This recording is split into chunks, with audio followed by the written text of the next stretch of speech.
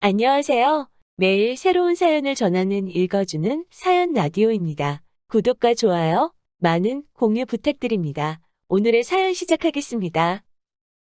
안녕하세요. 자격지심으로 똘똘 뭉친 어머님께 효자 남편 돌려드린 30대 여성입니다. 남사스러워서 어디 다른 데다 말도 못하고 여기에 왔어요. 3살 연상의 남편과는 아는 선배의 소개로 만나게 되었습니다. 당시 저는 대기업에 종사한 지 5년 차였고 남편은 석박사를 마친 뒤 사회생활을 시작해 공기업 근무 4년 차였지요. 근무하는 곳은 달랐어도 전공한 분야가 비슷해서 첫 만남부터 대화가 잘 통했고 그래서 자연스레 금방 가까워졌어요. 그러다 사귄 지 1년이 넘었을 때 남편이 홀어머니와 살고 있다는 사실을 알게 되었습니다. 그걸 알게 된 계기는 조금 망신스럽지만 까놓고 이야기해서 저나 남편이나 나이는 먹을 만큼 먹었고 알만한 건 아는 나이였는데 도통 자기 집에 저를 들이려고 하지 않더라고요. 제가 남편 집에 가고 싶어 환장을 했던 게 아니라 남편이 주말엔 또 주말대로 바쁘고 그래서 데이트도 자주 못했거든요. 그러다 보니 혹시 유부남인가 언젠가부터 그런 생각이 자꾸 들대요. 그래서 점점 더 남편 집에 가봐야겠다고 생각을 하게 되었지요. 그리고 하루는 술도 안 먹은 맨정신으로 남편에게 집 좀 보자고 고집을 부렸습니다. 그러자 그제서야 남편이 꽤나 난처해하더니 사실은 어머니랑 산다고 하더라고요. 그런데 그때도 저는 남편이 되도 않는 거짓말을 한다고 생각했어요. 그래서 못 믿겠다. 직접 내 눈으로 봐야겠다고 우겼지요. 그러자 남편도 어쩔 수 없다는 듯이 저를 집으로 데려갔어요. 그리고 다행이라고 해야 할지 어머님은 외출 중이셔서 뵙지는 못했지만 집만 딱 훑어봐도 남편이 거짓말하지 않았다는 걸 알겠더라고요. 그래서 그때 남편한테 정말 미안하다고 몇 번이나 사과를 했어요. 남편에게 어머니랑 둘이 사는 걸 왜 말하지 않았냐 물으니 그냥 요즘 누가 홀어머니랑 사는 남자를 좋아하겠냐며 제가 어떻게 생각할지 몰라서 말을 못했답니다. 그때는 그런 남편이 안쓰러워 보이기도 했고 내가 이 남자한테 그렇게 믿음을 못 줬나 싶어서 미안하기도 했어요. 한창 남편과 저 두 사람 사이에 사랑이 꽃필 때였으니 그럴만도 했지요. 그래서 남편한테 나는 괜찮다. 홀어머니가 무슨 죄도 아니고 다 이해할 수 있다 했습니다. 그러자 남편 얼굴도 금세 화색을 띠더라고요. 하지만 그게 제가 제 발등을 도끼로 찍는 일이 될 줄 그땐 몰랐네요. 이후로 남편은 데이트 도중에 맛집이나 경치 좋은 곳에 가게 되면 그렇게 어머님 생각이 난다 소리를 자주 하기 시작했어요. 아마 그전에도 생각은 났을 텐데 제 앞이라 말만 안 했던 거겠지요. 그리고 예를 들어 지난주 주말에 저랑 강릉에 가서 데이트를 했는데 너무 좋았다. 그러면 그 다음 주에 어머님을 모시고 똑같은 코스를 가더라고요. 앞서 말씀드렸다시피 주말엔 남편이 바빠서 데이트를 잘 못했다고 했잖아요. 그래서 제가 유부남인가 의심을 했다고. 그런데 사실은 그때도 이런 생활 패턴으로 지내고 있던 거예요. 한 주는 저랑, 한 주는 어머님과. 그런데 이게 제 눈에는 되게 살가워 보였어요. 저도 위로 2살 많은 오빠가 있는데 저희 오빠는 부모님한테 굉장히 무뚝뚝하거든요. 그래서 남편이 어머님한테 하는 게 되게 자상해 보였고 결혼하면 저한테도 그렇게 잘해주겠구나 싶어서 좋아 보였어요. 그리고 한 반년쯤 지났을 무렵 남편이 저에게 프로포즈를 해왔습니다. 저처럼 소박하고 마음 넓은 여자와 함께라면 평생을 행복하게 살 수 있을 것 같다고요. 소박하다는 말이 저에게 돈을 많이 안 써도 될 것 같다. 마음 넓다는 말이 홀어머니한테 몰래 드리든 이해해줄 것 같다. 라는 뜻인 건 살면서 깨닫게 되었습니다. 지금도 그때를 생각하면 그게 말이냐 막걸리냐 하고 퍼부숴주고 싶은 심정이에요. 하지만 그때는 제 눈에 콩깍지가 씌어도 몇 거풀로 씌어 있었고 저는 그런 남편의 멍청한 프로포즈에 좋다고 했습니다. 나이가 30 중반이 되어갔으니 조급했던 제 마음도 결혼이란 결정을 내리게 만든 원인 중 하나였고요. 아무튼 그렇게 결혼 준비를 시작하면서 알게 된 게 남편이 어머님과 지내는 생활비 대부분을 부담하고 있었다는 거예요. 다행히 집 자체가 어머님 명의였고 대출 같은 건 없어서 관리비에 보험료에 먹고 사는데 들어가는 정도였지만 그래도 100만 원이 훌쩍 넘었어요.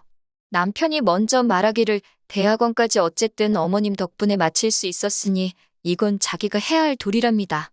결혼하고 나서도 계속 이렇게 드려야 하냐니까 그래도 다행히 그건 아니래요. 자기가 결혼해서 나가면 어머님이 그 집을 팔고 작은 데로 이사를 하실 거고 그 차액으로 생활을 하시기로 하셨답니다. 그래도 계획이 있으니 다행이다 싶었지요. 문제는 상황이 그렇다 보니 결혼을 하면서 시댁 일하고 해봤자 어머님이지만 뭐 경제적 지원을 기대할 수 없는 상황이었어요. 남편이 모아둔 돈도 저보다 2천만 원 적었고요. 게다가 저희 친정부모님이 5천만 원을 더해주시면서 졸지에 제가 7천을 더 해가게 되었습니다. 어머님은 결혼식 당일날 축의금으로 들어온 600만 원을 저희에게 주셨고요. 그리고 돌이켜 생각해보면 신혼여행에서 돌아온 직후 저희 사이가 삐그덕거리기 시작한 것 같아요. 남편이 먼저 어머님이 주신 600만 원 이야기를 꺼내면서 마음이 안 좋다 그러는 거예요. 제가 왜 그러냐니까 그냥 어머님한테 큰돈을 받았더니 아들로서 죄송스럽다나요. 좀 황당해서 나는 5천만 원을 받아왔는데 그럼 나는 뭐 석고대죄라도 해야 하나 하고 뼈있는 농담 한마디를 던졌습니다. 그랬더니 남편이 그런 건 아니라며 말끝을 흐리더니 그래서 말인데 어머님이 주신 600만 원으로 어머님 핸드백이라도 하나 사드리면 어떻겠냐대요. 웬 핸드백이냐고 또다시 물었습니다. 말을 못 알아들어서가 아니라 어이가 없어서 물어본 거예요. 그랬더니 남편이 한다는 말이 저더러 예단 같은 것도 안 했지 않냐면서 그땐 저도 좀 짜증이 나서 내가 돈을 그렇게 해왔는데 예단까지 해오는 건 말이 안 되는 거 아니냐 했습니다. 그리고 우리 이 부분에 대해선 이미 충분히 대화도 나눴는데 갑자기 왜 그러냐고 따지듯 말을 했지요. 그러자 남편이 이제 자기가 벌어오는 돈은 평생 저를 위해 쓸 텐데 그거 핸드백 하나 사드리자는 말이 제가 이렇게 짜증을 낼 일인지 모르겠답니다. 그래서 그러면 친정어머니도 사드리겠다 했어요.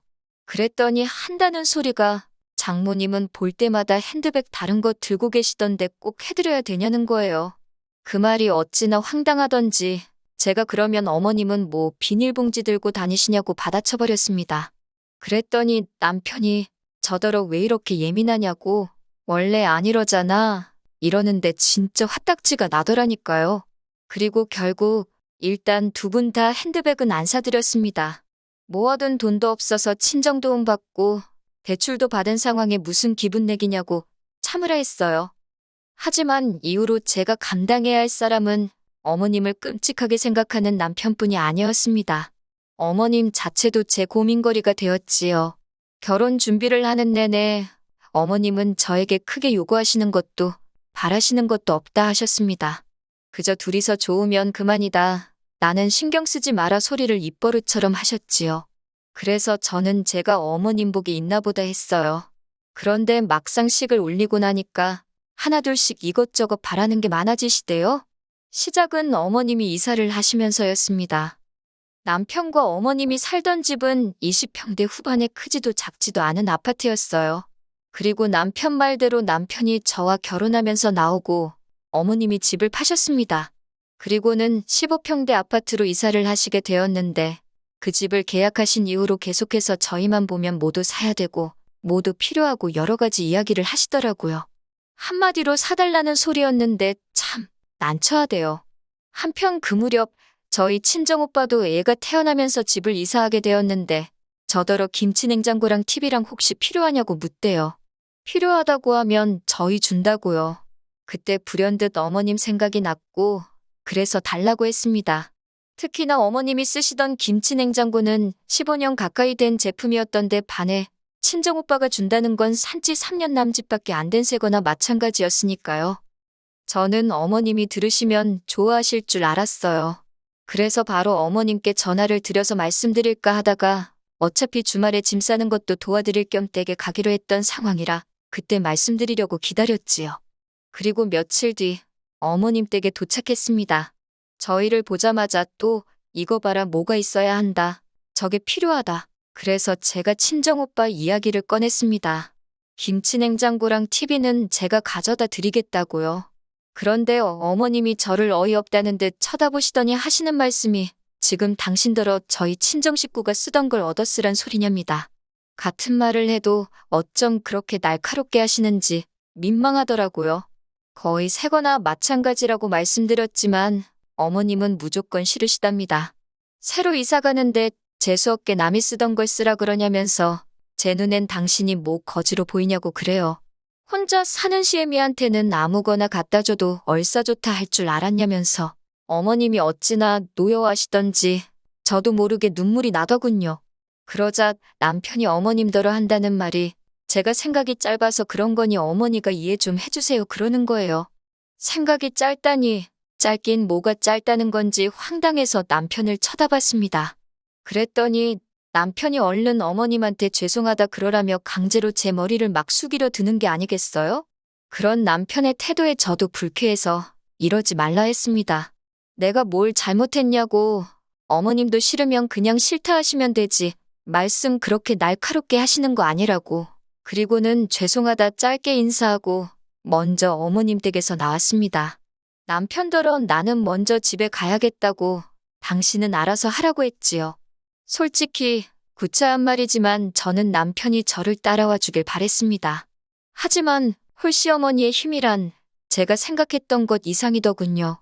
어머님 혼자 어떻게 저렇게 두고 가냐며 자기는 하루 자고 올라온다는 남편 말에 가슴이 무너지는 것 같았어요. 그리고 정말 이튿날 늦은 오후나 돼서야 남편이 집에 돌아왔습니다. 그리고는 저더러 할 말이 있다면서 이야기 좀 하자대요. 저도 마음이 상할 대로 상한지라 대화 같은 건 하고 싶지 않았지만 그래도 한 집에서 어디 피할 데가 있어야지 말이에요. 그렇게 남편과 마주 앉았습니다. 남편이 깊은 한숨을 내쉬더니 결혼 전엔 안 그러더니 저더러 왜 이렇게 돈 쓰는데 인색하게 구냐고 물어요. 그걸 질문이라고 하는 거냐고. 결혼하면서 친정에 손 벌려 대출받아. 우리가 지금 갚을 돈이 얼만 줄 알긴 하냐고 제가 남편에게 되물었습니다. 그리고는 남편한테 당신도 그렇고 어머님도 그렇고 결혼식 하기가 무섭게 왜 이렇게 돈을 못 써 안달이냐고 따졌어요. 당신은 무슨 핸드백 타령을 하지 않나. 그리고 어머님은 우리 결혼할 때 겨우 600 주셔놓고 당신 이사한다고 뭐를 어떻게 해달라고 저러시는 거냐고 따졌지요. 그랬더니 남편이 저더러 어머님 입장에서 한번 생각해보래요. 결혼하기 전이었으면 아들인 자기가 다 해드렸을 것들인데 이젠 제 눈치를 봐야 하니 어머님도 얼마나 고역이겠냐고요. 어이가 없어서 그러면 아들 장가를 왜 보내셨냐고 옆에 끼고 둘이서 알콩달콩 살아야지 하고는 빽소리를 질러버렸어요. 결혼했으면 가정에 충실한 게 맞고 아내한테 상의하고 돈 쓰는 게 맞지 결혼 전처럼 살 거면 뭐하러 결혼을 하냐고 제가 연신 맞는 말만 해댔답니다. 그랬더니 그제서야 남편도 좀 주춤하더니 일단 알겠다고 하대요. 자기는 제가 친정에도 살갑고 이래저래 잘하니까 어머님한테도 그럴 줄 알았다면서 그때 속으로 이 남자가 도대체 무슨 생각으로 나한테 결혼을 하자고 한 건가 그런 생각이 들더라니까요. 그런 한바탕 소동 이후로 어머님 이사하시는데 100만 원 딱 보태드리고 아무것도 안 해드렸어요. 100만 원도 솔직히 제 마음 편하자고 해드린 거지 마음에서 우러나서 드린 돈은 아닙니다. 그리고 이후로 어머님한테 찾아가고 뭐 챙겨드리고 그러는 건 남편더러 당신 용돈으로 하든 어쩌든 알아서 하라 했어요. 그때부터 저희 부부 돈 관리도 따로 하게 되었고요. 이 모든 일이 결혼한 지 6개월 만에 벌어졌습니다. 결혼에 대한 회의감이 들었고 마음 같아서 물리고 싶었지만 나이가 나이인 만큼 주변 사람들 눈도 신경 쓰이고 이혼이 말처럼 간단한 건 아니잖아요? 그리고 이후로 남편하고 그럭저럭 다시 괜찮게 지냈어요. 안 좋은 날이 있으면 좋은 날도 있고 그랬지요. 어머님과의 사이도 좋을 것도 나쁠 것도 없이 지냈습니다. 다만 그 벌은 못 버리시고 저만 보면 앓는 소리 하시면서 뭘 그렇게 사달라 하셨는데 그럴 때마다 저도 대출 갚기 전에는 못 해드린다 했지요. 그렇게 결혼한 지 2년이 넘어가던 날이었어요. 어머님이 건강검진 때문에 겸사겸사 저희 집에 오신 날이었지요. 검사를 마치고 셋이서 늦은 점심을 해결하기 위해 동네 매운탕집에 갔습니다. 자리에 앉아 식사를 하면서 이런저런 이야기들을 나누던 도중 남편이 갑자기 폭탄 선언을 하대요. 조만간 회사를 때려치고 사업을 하려고 한다는 겁니다. 저랑 한번 상의한 적도 없던 일이라 그게 무슨 소리냐고 갑자기 잘 다니던 회사를 왜 때려치냐 했어요. 그랬더니 자기 부서에 일머리도 없고 멍청한 사람이 하나 있었는데 그 사람이 회사를 나가서 창업을 했답니다. 그런데 그게 대박이 나서 지금 사장 소리 듣고 다닌다고요. 그런 사람도 하는데 자기라고 못할 게 있겠냐며 저더러 좀 도와달라나요? 저는 말도 안 되는 소리 하지 말라고, 사업은 아무나 하냐고 그냥 회사 생활이나 열심히 하라 했어요. 솔직히 저희 남편이 시키는 일은 잘해도 알아서 찾아서 하는 사람은 아니거든요. 그런데 남편이 그러지 말고 자기 한번 믿어보랍니다. 어머님은 앞에서 당신 아들한테 뭐라고 하는지 두고 보자 하는 눈으로 저를 째려보고 계시지, 남편은 밑도 끝도 없이 사업 타령이지 정신이 하나도 없었어요. 제가 남편더러 사업 아이템은 생각해놨냐, 자본은 있냐 물었습니다. 그랬더니 무인 책방을 하겠다나 어쩐다나 그러면서 초기 자본금으로 1억이 필요하대요. 어이가 없어서 웃었습니다. 제가 남편더러 당신은 얼마나 모아놨냐니까 우물쭈물 하더니 천 어쩌고 그러는데, 저희 남편이 한 달 실수령액이 450 가까이 됩니다. 적지 않은 돈이지요. 그리고 제가 알기로 그중에서 공동생활비로 100만 원을 내놓고요. 대출이자는 남편이 40, 제가 20씩 내고 있어요. 집을 구할 때 제 돈이 더 많이 들어갔으니까요. 그래도 300 가까이가 남는데 그 돈을 어떻게 썼길래 2천밖에 못 모았다는 건지 황당하더군요. 그리고 당연히 제 의심은 어머님한테로 향했습니다. 나 몰래 어지간히 퍼날랐구나 싶었거든요. 그런데 어머님이 대번에 남편이 얼마를 모았건 어쨌건 그걸 왜 네가 신경 쓰냐며 잔소리를 하시대요. 옛날 같으면 남편이 사업한다고 하면 친정어머니 머리를 팔아서라도 돈을 구해오는 게 마누라의 도리였다면서요. 듣도 보도 못한 말씀에 어처구니가 없었지요. 제가 정 그러면 어머님이 어머님 머리 팔아다가 이 사람 사업자금 대주시라 했습니다. 저는 그렇게는 못한다고요. 그리고 그 순간 일은 생각지도 못한 방향으로 흘러가기 시작했어요. 어머님께서 저더러 돈 몇 푼 더 해온 걸로 유세 떨 때부터 알아봤다면서 그동안 저랑 남편이랑 금전적인 이유로 싸웠던 일들을 죄다 나열하기 시작하시는 거예요. 알고 보니 남편이 어머님께 그동안 저와 있었던 일을 미주알고주알 다 일러 바쳤던 거지요. 어머님은 어머님대로 제가 당신한테 선물도 안 하고 용돈도 안 드리고 하니까 남편한테 제 흉을 보신 거고, 한마디로 모자지간이 저 하나를 놓고 어지간히 씹고 뜯었던 모양이 돼요.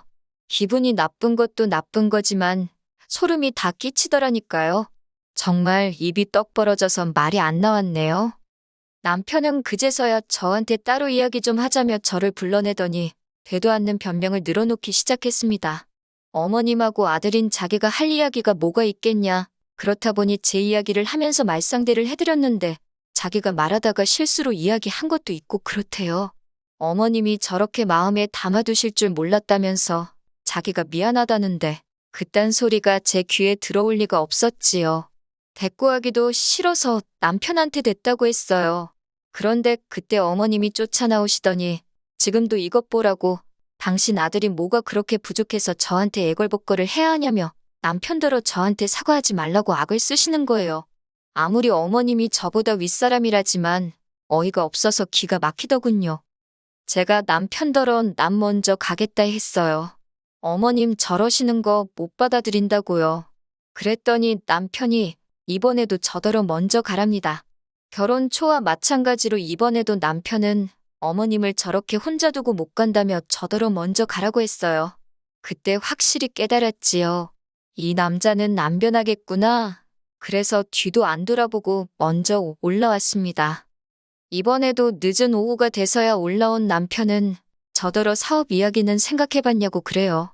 그래서 마지막이다 생각하고 1억을 해주면 나한테 갚을 거냐 물었습니다. 그랬더니 부부 사이에 갚고 말고 그런 게 어딨냐면서 대신 자기가 대박이 나면 저는 사모님 소리 듣고 사는 건데 좋지 않냐고 그래요.